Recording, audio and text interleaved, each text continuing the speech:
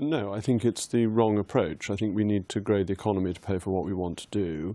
And the point that was made at the beginning by you, Andrew, was that we are at a 40-year high in tax of receipts by the government, proportionate to GDP.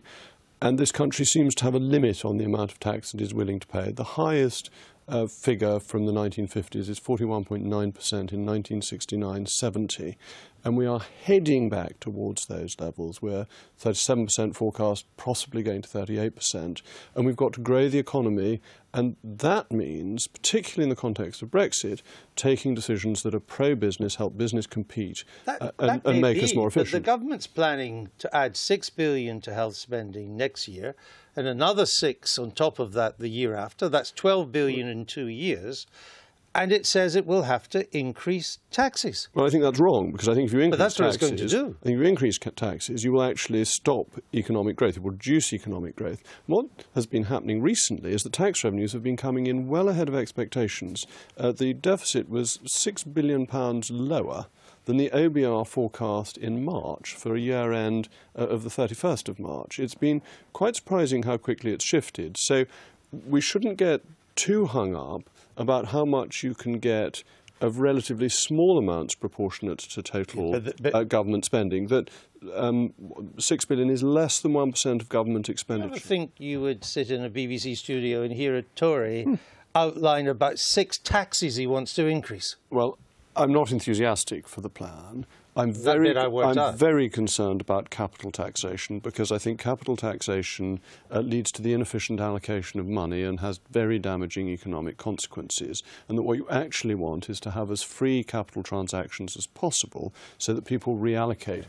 The problem with capital taxations is that you either create an incentive not to carry out a transaction, or you create transactions at the wrong time, and it's economically going to create less growth. Why are the Tories so readily dismissing the concerns of business?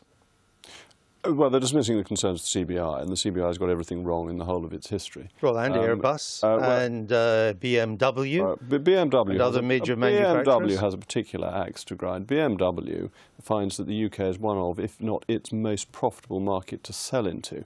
It's much more worried about free customs coming in to sell its goods. So you're dismissing its concerns? The concerns of business that I'm worried about are, do we have a highly competitive, free and open market? And Brexit gives us a real opportunity to do this, to set out the conditions where business can flourish by having the UK as a low-tax, sensible regulation economy. And that's the pro-business agenda that we should follow. But your government's about to agree to continued free movement of goods, in which the price it will pay is continued regulatory alignment. That's where your government is going. That would be an idiotic thing to do. That's where it's going. Right. The Prime Minister said we'd be out of the single market and out of the customs union, and we must stick to that, because the advantages we get are from making the UK a genuinely free market, which the EU is not. The EU is a failing economic model. Look at what's going on in the conference now, the troubles it's got on migration, the failures of the euro, the €1 trillion that Germany has lent